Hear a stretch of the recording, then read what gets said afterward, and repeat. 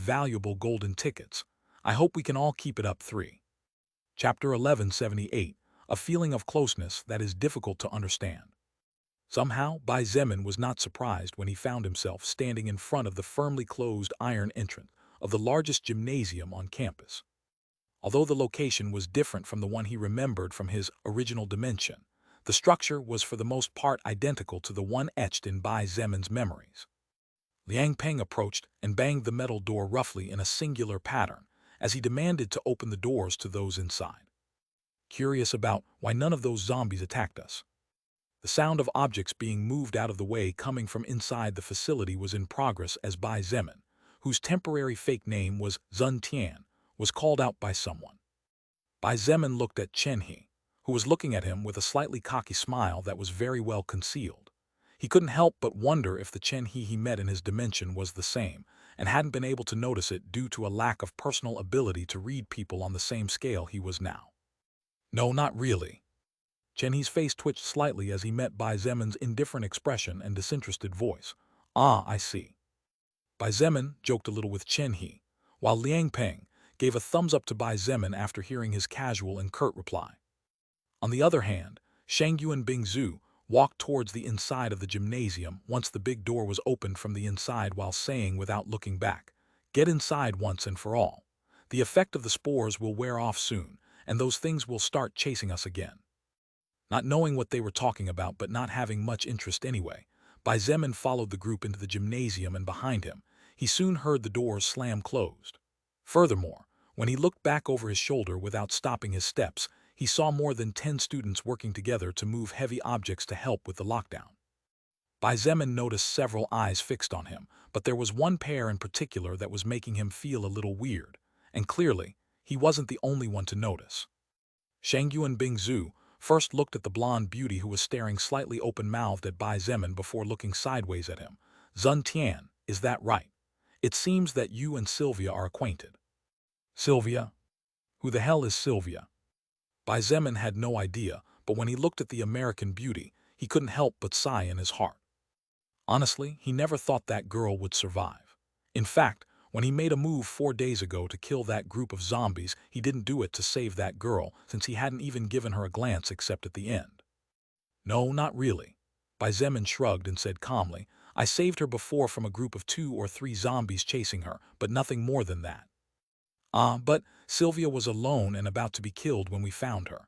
If it wasn't for her ability to release spores that zombies hate, we wouldn't have arrived in time to rescue her.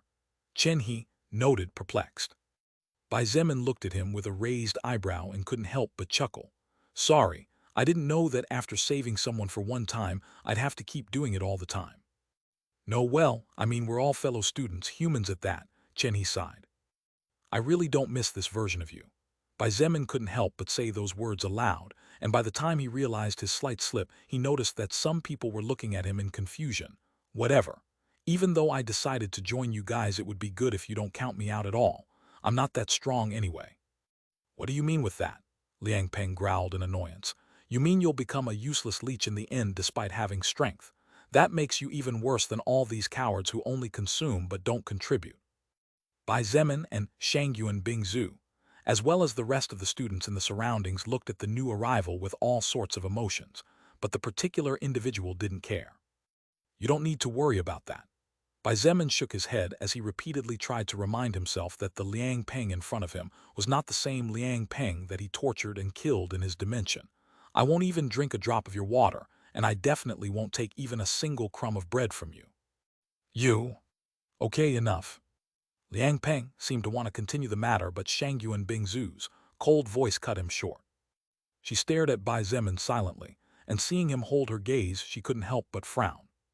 Bai Zemin looked at the two of them for a few seconds before asking with some discomfort in his voice, Sorry to interrupt the moment, but do you two know each other or something? Bai Zemin glanced at his counterpart, and after a moment's silence said with a faint smile, I know her, but she doesn't know me at all. What do you mean? Shangyuan Bingzhu asked immediately. Bai Zemin simply shrugged. You are the student council president, as well as the #1 beauty on our campus. It would be unusual for a student or teacher not to know about you. Then again, you clearly didn't know me when we first met, is that right? There's your answer. Chen He, Bai Zemin, Liang Peng, and the others listening closely felt that the newly arrived's words made sense. Some even nodded with understanding. Only Shangyuan Bingzhu felt that something was not right. She always felt somehow that this person's words were too vague or hid deeper meanings, beyond what he let out on the surface. Anyway, I'll be over there. I won't bother anyone, so just ignore me for now, please. Bai Zemin walked to a corner and sat quietly in the shadows against the wall before closing his eyes, seemingly falling asleep. That guy, who was he? So handsome. There was someone this handsome at our university. I feel like even the vice president might not be comparable to him if you look carefully. Wait, Sylvia seems to have met him before, doesn't she? You crazy, insane bitches. The world is the way it is, but you think and talk so much shit. Fuck off, you're just jealous because you're as ugly as those zombies, aren't you? What did you say? Chen He approached Shangyuan Bingzhu after a few hours, and following a slight hesitation, he finally couldn't stand it anymore. Bingzhu, is something wrong? Other than the world turned into a living hell? No, not much. Shangyuan Bingzhu remarked as she chewed on the cereal stick in her hand. Chen He looked at the person who since arriving did not move from the place he sat, and after almost a minute of hesitation finally shook his head. That's not what I mean. Then what do you mean? Shangyuan Bingzhu asked coldly without looking at him. Well, Chen He took a deep breath before he blurted out, I was wondering if you know that person named Zun Tian.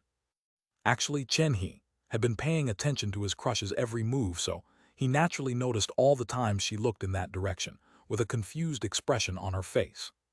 This made Chen He feel slightly uncomfortable inside, because even though he firmly believed that he was stronger than that person named Zun Tian, he still felt that many things could not be decided based on strength.